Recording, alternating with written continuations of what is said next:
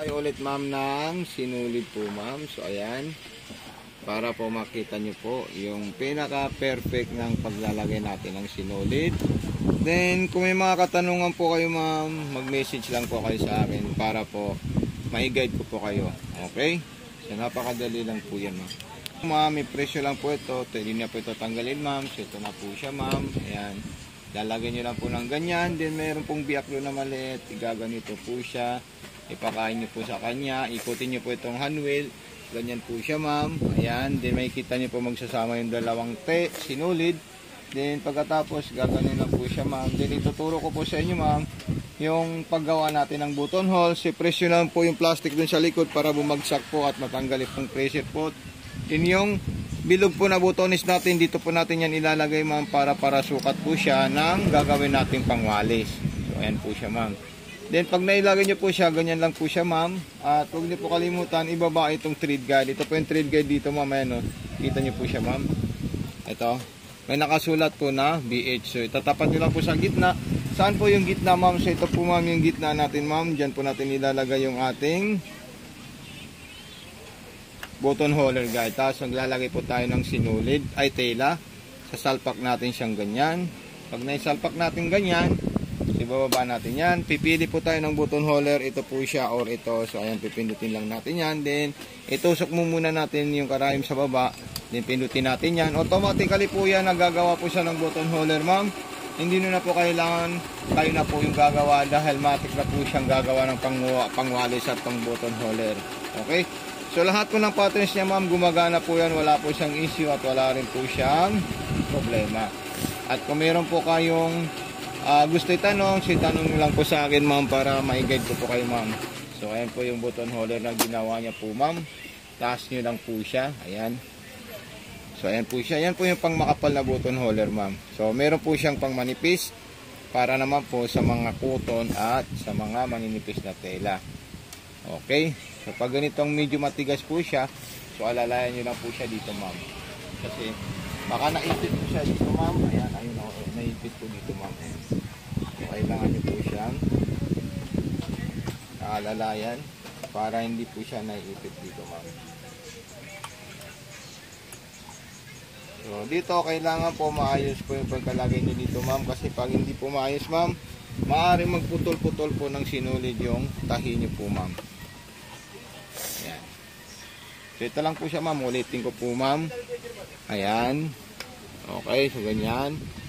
Then ayan po siya. Then dito yung hook. Ayun po siya ma'am. Okay. Then didiretso nyo po siya dito ma'am. Pero pinakamagandang gagawin nyo po, kailangan nakataas po yung pressure pot nyo po ma'am. Ayan o. Nakataas po yan. Okay. So tatanggalin ko na po yan. At ilalagay ko na po yung isang klaseng pressure pot natin na universal. Kung hindi nyo naman po ginagamit yung pangwalis, i-relax nyo lang po siya dito ma'am. Ayan. Then yan po yung mga gamit niya. At ito na lang ilalagay nyo po ma'am. Ayan. So ganyan lang po siya kadaling gamit.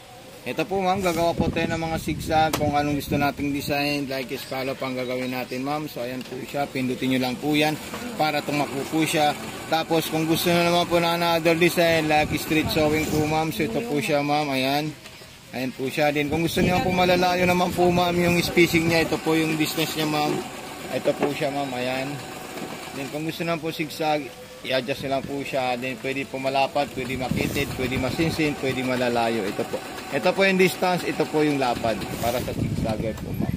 So ito po siya ma'am. Ayan. Okay. So ayan, napakaganda po siya ma'am at napaka smooth po ng performance niya ma'am. So okay. So kung may katanungan po kayo ma'am, huwag po kayo mahihiya mag-message sa akin ma'am. Maraming salamat po. Hello ma'am, magandang araw po ma'am. So ito po ma'am yung ating sewing machine na gusto mo makita yung full video niya ma'am. So ito po yung wire natin ma'am. Ayan po siya ma'am. Ito. Dito po natin yan isasaksak ma'am. Then yung switch na kulay black on and off. Then maglalagay po tayo ng sinulid sa itaas. So ito po siya ma'am. Tatanggalin ko lang po muna. Ayan. Okay. So ito po siya ma'am. At ilalagay natin yan ma'am. Then pag nailagay natin, hilahin natin yung dalawang sinulid. So meron tayong sabitan dito. Isa. Then dalawa. Ayan. Then dire-diretso nyo lang po siya dito ma'am. Kailangan ma'am maipit dito sa loob. Okay, so mararamdaman mo lang po yan pag hinihila mo yung sinulid. So ayan po siya ma'am. Then dire-diretso po siya dito ma'am. Ayan. Then pagkatapos sa butas na po ng karayom. Okay? So ipapasok po natin ma'am sa butas ng karayom. Bago natin ilagay yung bobbing sa ilalim. So ito po naman po ma'am, yung sa ilalim, itong presyo lang po ito para makuha nyo po ito ma'am. Then ito po yung ating bobbing. Pag tayo po ay maglalagay ng sinulid, ilalagay natin dito at itutulak natin dyan. So pindutin natin yung kulay pink para mag-refill po tayo ng sinulid ma'am. So ito po siya ma'am, ayan. Ayan. Okay. Then tulak natin, kukunin natin yung sinulid natin na i-refillan natin. Ang galing po muna ito ma'am. So ganito naman po ma'am yung paglalagay sa ilalim.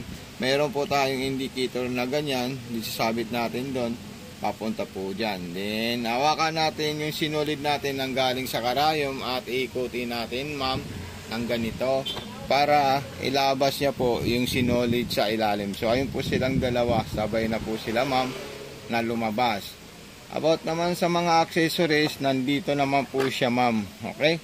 Kompleto po yan, ma'am. Then, ilalagay natin ito at isasarado natin yan. So, ayusin nyo lang po yung pagkasara nito ma'am. Ayan. Then magsasample po tayo ma'am ng mga design na gusto natin. Tatandaan nyo po ma'am, ito para dito. So ayan po sila ma'am. Then nasa street line tayo. Ito distance. Ito para sa zigzag kung gaano kalak. Ito po ma'am yung button start natin. Okay? Dito naman po yung distance kung gaano kalalayo. Yung spacing kasi ano po yun siya ma'am. Ano po siya? Iilaw po siya ma'am. Dipipindutin nyo lang po ito ma'am para tumakbo yung sewing machine nyo. Ayan. Then yung so ayan po siya ma'am. Yung pag-operate sa ating sewing machine.